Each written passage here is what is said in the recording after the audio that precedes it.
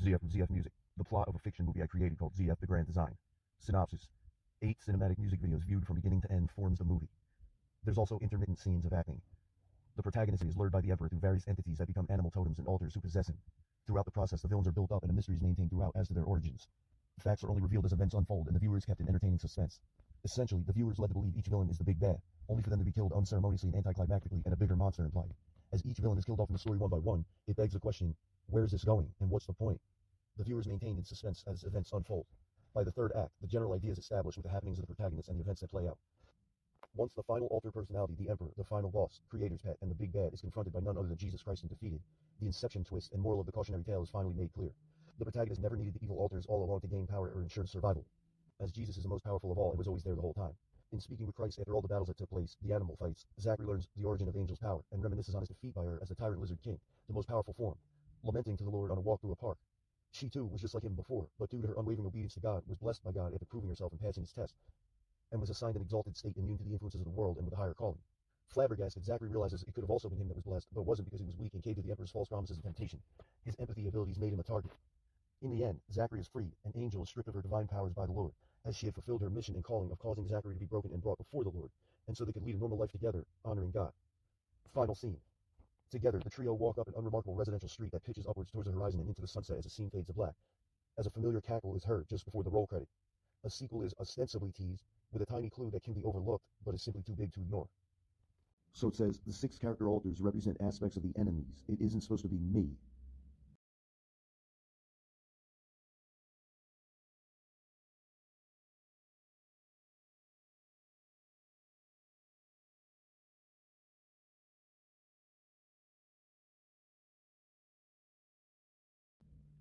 The spider has its whole own backstory with the city of Arachne. Anyway, the villain sends the sub-bosses to control the protagonist, but he outsmarts them by using the empathy to absorb their powers and escape. So if a snake comes, he outsnakes him. If a spider comes and weaves a web of lies, he just is a bigger, better spider. It was very loosely based on my life and surviving narcissistic abuse, since doing music attracts a lot of the ego stuff, which gives rise to the mind games and toxic dynamics at play. I didn't make this photo, credit unknown. It was from some therapy type video, but I saved the screenshot because it resembled the original cast photo that's quite primitive and old, yet still original, and many years before I ever saw this photo. So this is like what it is, except there's 6 of them, and they're like the friends I had growing up. Like, that's just the truth. Like, that I would always leave. You know what I mean? I would always isolate and just leave. But everything was fun. Everything was just like, I was getting better and better and developing progressively, and people just wanted to use me, and it just is what it is. But I never did music for any of that ego stuff. So after a while, it just stopped working as I started learning about it with the psychology and getting better, stronger boundaries, and just, you know what I mean, being around people that support me. So it's a definite thing that music attracts a lot of. A lot of the maladaptive personality disorders that are vampiric, persistent, invasive, and harassing, and will smear campaign you with reputation destruction until you cave to the onslaught and give them what they want. And like, it's just all about that. So basically, the protagonist is like a weak, gullible guy. It's like basically who I was 2 decades ago that attracted him. So what attracts narcissistic abuse is weak boundaries and self-sabotage. And the thing with me is everybody thought I was one the whole time because of several reasons. Like, I look a certain way, I'm really good at the art and have a really high standard and skill level, so I can do complex things really fast, and it just makes it seem like totally crazy, like it took forever, but it didn't. Anyway, the point is, that's who the protagonist is. So Satan, basically, the devil, basically, sends these guys to, like, fuck his life up and drain him and manipulate him and exploit him and sabotage him, whatever, to go get him back to the Emperor to talk to him and have him do his bidding, whatever. So the protagonist doesn't have any offensive ability. So everybody in the movie, everybody in the story has abilities and powers, right? But the only one he has is consume essence and empathy. So he keeps sending these monsters to get him, but he keeps outsmarting them. You know what I'm saying? Like, so it just gets bigger and bigger and bigger. Like, what is happening and what is the point of the story? Where's it actually going? And you only really understand it as it plays out until it finally gets to where, you know what I mean, they fight. So basically what it is with this character, Angel, is she fulfills her mission, so God takes the divinity back, and now she's a regular person again. So the protagonist goes with Jesus and defeats all the demons and the devil. So he's like the Emperor is the final boss, and all the other guys are sub-bosses that he sends to try to control him. So now here's what it is. This is not the storyboard, right? This is not the character descriptions.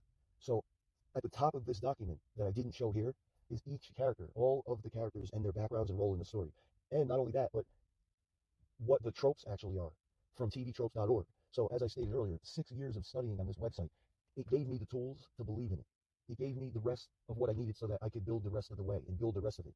So a lot of studying of all these different tropes, and they're just cool articles to read. It's like when you get stuck down the rabbit holes, just clicking to see also, and you're just reading, learning. So as the process was going, and I first discovered this website, I was like, oh wait, like, maybe I could do this, or oh, that one's cool and that's inspiring me. And so the thing is, that's not in this video. That's going to be another video after the copyright form comes in the mail. You know what I'm saying? So I'm like just waiting on a couple of documents that I filed, you know, as a creator. So this I didn't care so much telling you about the basic plot of the first movie, but the better video than this is the one where I actually tell you what the character tropes are and what their backgrounds are. What is their role in the story? You know, so I was thinking, oh, well, like I could do that in this video and then just block out what the tropes are, but then it's not even worth it because you just need the full experience. You need the full effect and you need the full context.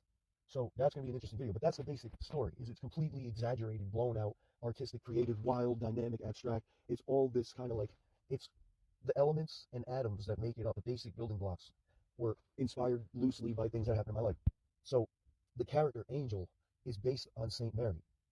It's based on, you know what I'm saying? So it's just like a spiritual type of thing. But tvtropes.org is what helped me build the fucking movie. Is what helped me build the story. So like I'm telling you what it is, so you can win too, and you can be creative, and you can believe, as I believe. You know, and but the thing about it is, you pay a heavy price and toll, where nobody else sees the big picture in your head. So they kind of hyper attach to everything and just jump all over it and think that, you know what I mean? Like the impression they get when I'm just rationing out the cool parts, the impression that they get is that I'm actually in the middle of creating it, but they don't understand it's already all written already. It's already all written, and I'm just rationing it out. So you got to understand, it's not some reaching thing that it might look like. It's not some wishful thinking or fantasy chasing. It's not some reaching thing. It's already all done, you know, and I'm rationing out little bits and pieces that are the cool parts. So the basic story here is like the Emperor is essentially Satan, and he sends these guys to try to get this protagonist because he has like an empathy ability. So everybody in the whole story, like the protagonist, friends, family, whatever, like frenemies, foe, every person in the movie, in the story, has abilities.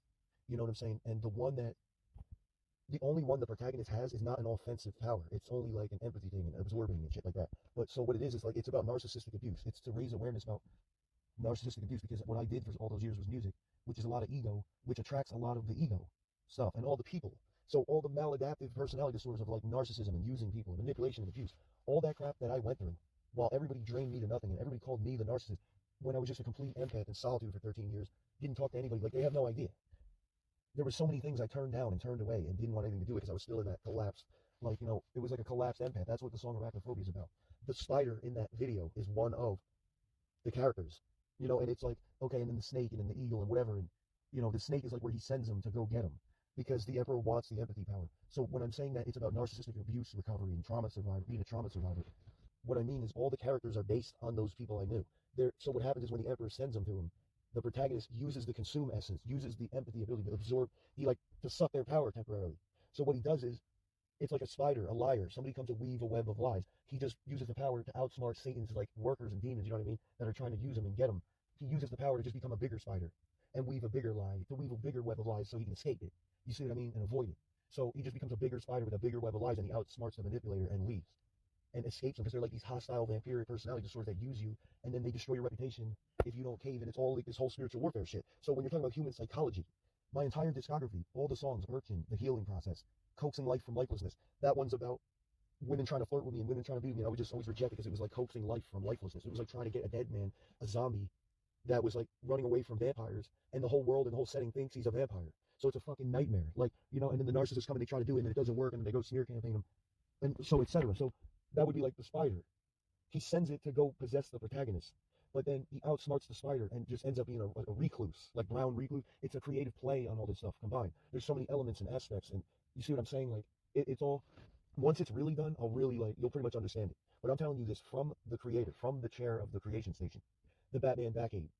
So I'm giving you an inside look from the creator and what it's actually about. The characters are not supposed to be me trying to act cool like Mr. Shadow, Mr. Cool, Mr. Dark. It's reflections of the enemy being used against the enemy. So the narcissist comes, the snake, you see, the spider weaving web lies. He just becomes a better spider. He becomes a bigger, better snake and outsmarts the narcissist manipulators and the fucking, you know, energy vampires and toxic crap. Like, that's what I dealt with all my life coming up as a multi-musician, an artist, a songwriter, a visionary, somebody that does the work before they make the claims. Like, I paid the advance fee in my life. I suffered. I had the shittiest friends in the world, and nobody online ever like gave me a problem or ever said anything. It was only the local guys playing mind games, you know, to get more access and more control and more influence and more, you know, just access to my light, and it's just these sick tricks. So I guess what I'm trying to say is, the short-sighted person that doesn't see the rest of the stuff and the big picture is going to think at a glance on the surface that it's just some guy trying to act cool. That's why I have to over-explain it. I'm surrounded by toxic people that always find a way back. So all they ever did, trying to use me, trying to sabotage me, trying to manipulate me and exploit, all of it, trying to ridicule and mock and just attack my confidence any way they could stop me. and none of them were my friend. None of them actually wanted to be my friend. It was all that stuff blatantly obvious the whole time. So when I made these characters, they were based on these people, like aspects of these people. So the devil sends these guys to him, but he outsmarts them and becomes the same thing with his power of consume essence. He becomes a better spider and just runs away like a recluse and he can't get him. The snake comes and he outsnakes him with a snake-like boxing style. You see what I'm saying? Of Constantine Custodiano, Mike Tyson Peekaboo style. Custodiano was his legal father who adopted him and all that stuff. The whole story is like amazing. So what it really is it's several elements combined. So the snake, he fights the snake and actually beats the snake, but then the snake kills itself. The spirit resurrects, it speaks, and then it just disappears. The spirit disappears. So then the emperor comes back in the video called a serpent. The emperor comes back to seek revenge and just like kicks his ass real quick and then like walks away. So he still has his life, but it's like he embarrasses and beats the shit out of him, throws him across the thing, and then just kind of walks away pissed off. So then it's just, you see how it develops. Like the first movie is a bunch of music videos, and then in between is like the acting scene. So then all of them back to back, episode 1 through 8. That's the movie. So the scenes of cinematic elements that I've been saying since it had an online presence in 2007, I've been saying in there, in the description of my YouTube, has never changed once. It's saying how I play 5 instruments. I'm an audio engineer, video editing, videography. It says all of it in there where it says it contains cinematic sampling and other effects. What do I mean by cinematic elements? I already thought of this in 2006, a year before it was on YouTube. Like I was like 16 when I thought of this. I had a general rough idea, but I didn't really know. I didn't have the rest of the stuff that tvtropes.org helped me with. You know what I'm saying? But I always had it in my head. I was like, oh, but then by studying and researching on it and doing my homework, being studious and industrious about it, and being disciplined, structured, and organized, as my uncle, my mentor, my godfather, my great forebear told me, I was able with all this to form the movie, to form the plot, the synopsis, the cinematic elements. So even though I talked about it over the years, I never really was able to implement it or like really talk about it, you know, because I was waiting until it was protected. I was waiting until I filed the things in the office. I was in the copyright. So why would anybody be comfortable sharing it if it's not, you know what I'm saying? So what I'm saying is I walk my talk and I walk the walk. And it's a 21-year record of history and receipts and proof. So all you gotta do is look at the history. Look at the albums going all the way back to 2003. Nothing about it ever changed. So it's only like 20 years in that I was actually able to like learn about the stuff with story building, world building, and not only that, but like the videography and this choreography. And I just walk in the footsteps of Bruce Lee with that and just do everything. And it's gonna be awesome. I had plans to have my friends in it or whatever, but I also understand that it's like, you know, nobody's seeing the big picture or the rest of the facts that are in my head and written down. It's